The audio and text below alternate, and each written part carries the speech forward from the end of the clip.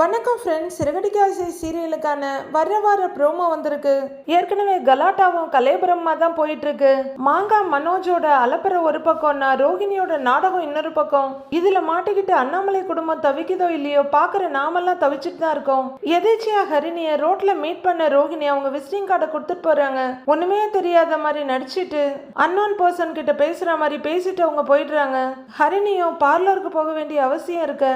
Okay, நமக்கு தெரிஞ்ச parlour தான் இருக்கே, அவங்க அன்னைக்கு கார்டு கொடுத்துருக்காங்களேன்னு அங்க வர்றாங்க. அவங்க ஃபேஷியல், பெடிக்யூர், மெனிக்யூர் எல்லாம் பண்ணணும்னு சொல்ல ஃபர்ஸ்ட் அவங்களுக்கு ஐப்ரோ பண்ணி விடுறாங்க ரோஹிணி. அதுக்குள்ளேயே அவங்க கிட்ட இருந்து தேவையான டீடைல்ஸ் எல்லாம் கலந்துக்கிறாங்க. அதுக்கப்புறம் அடுத்த சர்வீஸ்க்கெல்லாம் எவ்வளோ நேரம் ஆகும்னு ஹரிணி கேட்க உடனே அவங்க மொபைல எடுத்து கொண்டு வந்து ஹரிணி பக்கத்துல வச்சுக்கிட்டு, இதோ பாருங்க, இப்ப டைம் இது, கரெக்டாக இன்னொரு ½ அன் ஹவரில் முடிஞ்சிடும் அப்படின்னு அவங்க ஸ்க்ரீனை காட்டுறதுல தான் ரொம்ப முனைப்பாக இருக்காங்க. ஏற்கனவே அவங்க ஸ்க்ரீன் ஆன் பண்ணி வச்சிருக்க அதை ஹரிணி கவனிக்காததால அந்த நாடகமெல்லாம் வேணான்னு அவங்க முகத்துக்கு முன்னாடியே கொண்டு வந்து காட்டுறாங்க. ஓகே, நீங்கள் கண்ணை மூடி சாஞ்சிக்கங்கன்னு சொல்லிட்டு ரோஹிணி அந்த பக்கம் போக ஹரிணி படக்குன்னு ரோஹிணியோட கையை பிடிச்சி இந்த ஃபோட்டோவில் இருக்கிறது யாருன்னு கேட்குறாங்க. உடனே ரோஹிணி ரொம்ப அப்பாவியா நான் தாங்கிறாங்க. நீங்க ஓகே, இன்னொருத்தர் இருக்காரு, அவர் யாருன்னு கேட்க அவர் தான் மனோஜ், என்னோட ஹஸ்பண்ட் அப்படின்னு ரோஹிணி சொல்ல, எனக்கு என்கேஜ்மெண்ட் ஆச்சுன்னு சொன்னேன்ல, அது இந்த மனோஜ் கூட தான் அப்படின்னு ஹரிணி சொல்ல ரோஹிணி அப்பதான் புத்தம் புதுசா விஷயம் தெரியுற மாதிரி உடனே அழுது நாடகம் ஆடிக்கிட்டு வெளியே போய் நின்னுக்கிறாங்க. ஹரிணி அதிர்ச்சியோட அவங்க பின்னாடி போய் நிக்கிறாங்க. இன்னைய ப்ரோமோவில் நீங்க எங்களை நல்லா ஏமாத்திட்டீங்க, நீங்க இப்படி எங்களை ஏமாத்தி இருக்க கூடாது அப்படின்னு ரொம்ப கோபத்தோட ஹரிணியோட அப்பா சொல்றாரு. பாவம், அந்த பொண்ணு ஸ்வேதாவும் தனக்குன்னு புதுசா உறவுகள்லாம் கிடைச்சிருக்காங்க, பெரியம்மா, பெரியப்பா, அண்ணனுங்கன்னு மனோஜுக்கு நல்லது பண்ணணும்னு நினைச்சு அந்த பொண்ணு இதை செய்ய விஜயா பொய் சொல்லி அந்த பொண்ணு தலையிலேயே மிளக அரைச்சிட்டாங்க.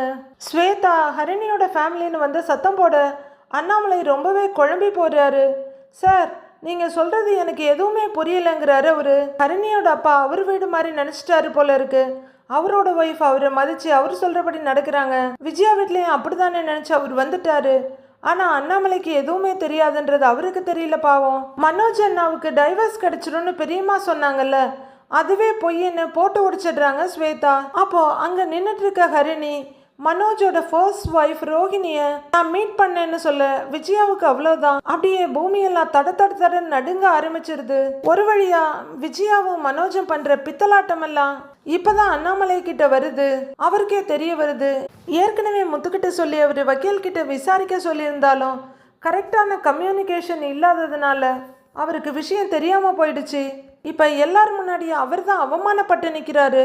பார்லர்ல ரொம்ப யோகிய சிகாமணி மாதிரி ஹரிணி கிட்ட ரோஹிணி பேசியிருக்காங்க.